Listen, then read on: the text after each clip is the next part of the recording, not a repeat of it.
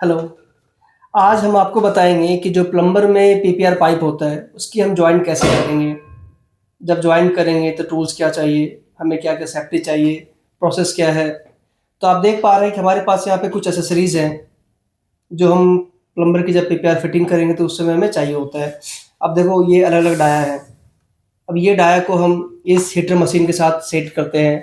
उसके बाद ये आप देख पा रहे हैं हमारे पास ये कटर है, जिससे हम पीपीआर पाइप को कटिंग करेंगे। इसके बारे में बताएंगे कि ये इस्तेमाल कैसे करते हैं। तो ये आपका हीटर मशीन हो गया, ये पीपीआर का कटर हो गया, ये अलग अलग डाया सेट हो गया। अब जिस जिस पाइप के साथ आपको पाइप में ज्वाइंट करना है, तो सबसे छोटा साइज़ है अपना 20 mm, 25 mm, 32 mm।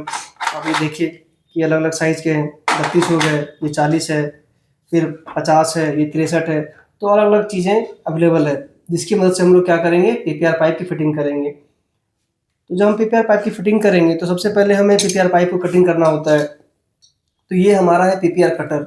अब इस कटर को लोग इस्तेमाल करने के पहले सोचते हैं कि ये करे कैसे, इधर से कटिंग होगा, कुछ समझ में नहीं आता है, बहुत सारे कंफ्यूज हो जाते हैं। और जब क्लाइंट आपको कोई एक पाइप देता है कि आप इस पाइप को इससे कटिंग करें, तो हम ऑपरेट ही नहीं कर पाते हैं कि हम इस पाइप को कैसे कटें, ऑपरेट कैसे होगा ये हमारा कटर। तो सबसे पहले आप देखो, ये जो कटर है, थोड़ा सा आप जोर से पुश करोगे तो जो इसका ये वाला पार्ट है ये पूरा खुल जाएगा। जनरली हम लोग ताकत लगाते नहीं है, तो ये कटर उसमें सिमटा हुआ रहता है। तो जब थोड़ा सा पुश करके खोलोगे आप, उसके बाद इसको अपने पास रख लो, बेस में इसको लगा लो, और जिस जगह से आपको पाइप काटना है उसको धीरे धीरे क्या करना है, नीचे करते जाना है। तो जब आप नीचे करोगे तो प्रॉपर सीधा रखने के बाद ये प्रॉपर आपका पाइप कटिंग हो जाएगा, और इसमें कोई भी एक्स्ट्रा चीज़ नहीं है। देखो ये पूरा पीपीआर पाइप का कटिंग हो गया। तो बेसिकली फिर आप इसको खोलोगे तो ये थोड़ा हार्ड टाइट होता है। तो आप प्रॉपर फिर आप देखो जैसे आप करोगे, इसके एक एक चौड़ी आगे बढ़ते जाएगी और पाइप ही इसको काटते चले जाएगा। तो ये है हमारा पीपीआर कटिंग चलाने का प्रोसेस। उसके बाद जब भी हम पीपीआर मशीन को ऑपरेट करेंगे तो सबसे पहले चेक करेंगे कि पाइप का साइज़ क्या है। अभी आप देखो ये हमारे पास 25 mm के पाइप है, और ये हमारे पास 25 mm का एल्बो है। तो 25 mm के पाइप को जब एल्बो से जोड़ोगे तो आप जनरली ऐसे लगा के देखेंगे तो लग रहा है ये जाएगा भी नहीं, क्योंकि इससे अलग अलग साइज़ का दिख रहा है। लेकिन जब सेम टाइम में आप CPVC पाइप या UPVC पाइप को आपस में एक एल्बो और एक सॉकेट लगा करके या फिर पाइप से जोड़ोगे तो आप इसमें आसानी से ये चले जाता है। रीज़न क्या है, क्योंकि इस पाइप को हम लोग सॉल्वेंट सीमेंट से जोड़ते हैं, और जो नेक्स्ट वाला पाइप है उसको हम लोग हीटिंग करके जोड़ते हैं। तो जब आप पाइप को हीट करोगे तो हीटिंग के बाद में जो इसका थिकनेस है वो थोड़ा पिघलेगा और वो कम हो जाएगा, और ये जो पाइप है इसके भी क्या होंगे, मेल्ट होंगे। तो फिर ये आसानी से पुश हो जाएगा। तो ये जो प्रोसेस होता है ये होमोजीनियस होता है, लाइक दोनों सेम सेम मटेरियल है। अभी आप देखो कि जब हम पाइप हमारे पास अगर ये 25 mm का है तो जो डाया सेट है ये हमें 25 mm के लेने हैं। अब ये 25 mm का डाया सेट लगाने के बाद हम क्या करेंगे, इसको आपस में एक दूसरे से अटैच कर देंगे।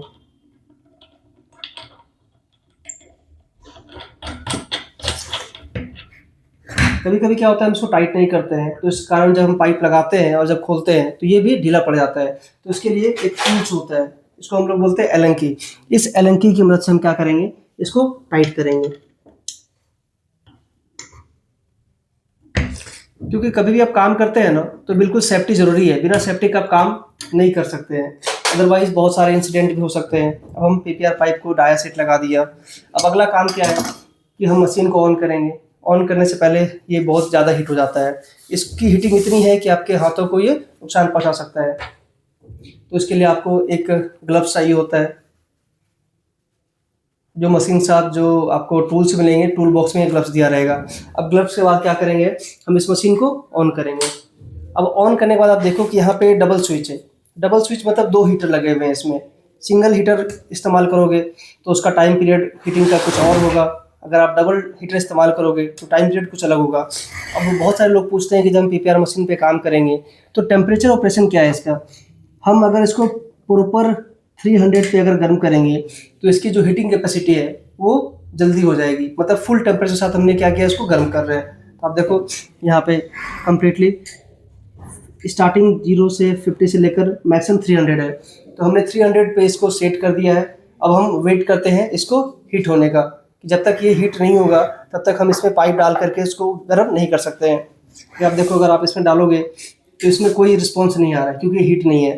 करीबन 2 मिनट के आसपास लगता है समय।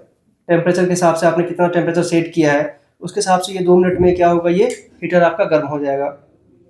अब गर्म होने के बाद फिर हम इसको इसके साथ में अटैच करेंगे और फिर हम पाइप को आपस में जोड़ेंगे। तो थोड़ा टाइम वेट करते हैं, होल्ड करते हैं जब तक ये हमारा हीटर हीट नहीं हो जाता।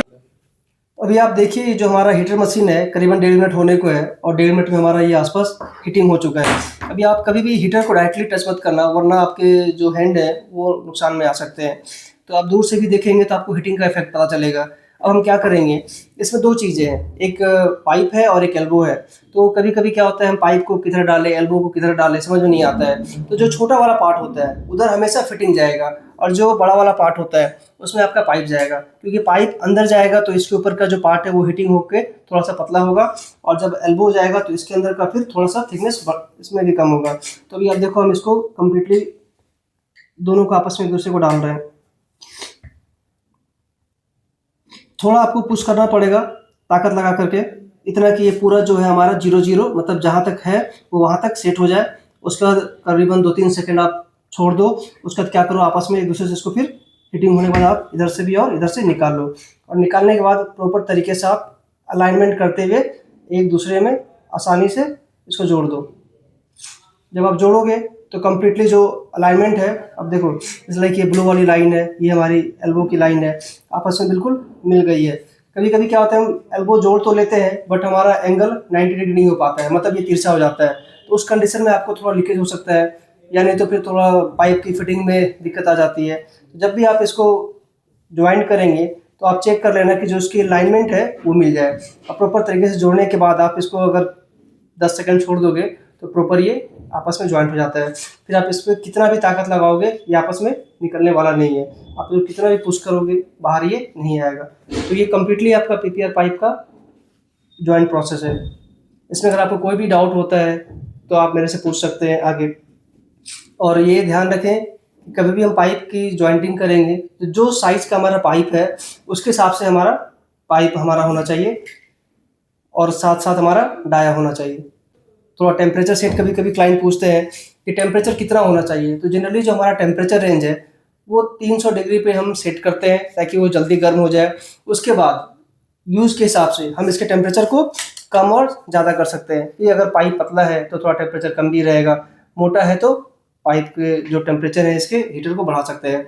एक और चीज़ें याद करने की है, कभी कभी क्लाइंट पूछता है कि अगर आपने इसमें फिटिंग कर लिया है तो इसमें प्रेशर टेस्टिंग किया जाता है कि इसमें लीकेज चेक करने के लिए। तो आप कितनी देर के बाद प्रेशर टेस्टिंग कर सकते हैं। तो जनरली हम जो प्रेशर टेस्टिंग है वो 24 आवर के बाद करते हैं, क्योंकि अगर आप इसमें प्रेशर टेस्टिंग करोगे तो इसमें जो लीकेज हो सकता है वो आसानी से खुल के पहले बाहर आ जाएगा। इसलिए इसको कम्प्लीटली पानी तो आप इसको 2-4 मिनट के बाद इसमें पानी डाल दो, कोई मुश्किल नहीं है, इसमें फिर लीकेज नहीं आएगा। लेकिन प्रेशर टेस्टिंग कम से कम 24 घंटे के बाद में करेंगे। तो ये छोटा सा हमारा क्लिप है, अगर आपको समझ में आ रहा है तो अच्छी बात है। कुछ भी अगर आपको इसके बारे में नॉलेज चाहिए एक्स्ट्रा तो आप मुझसे पूछ सकते हैं।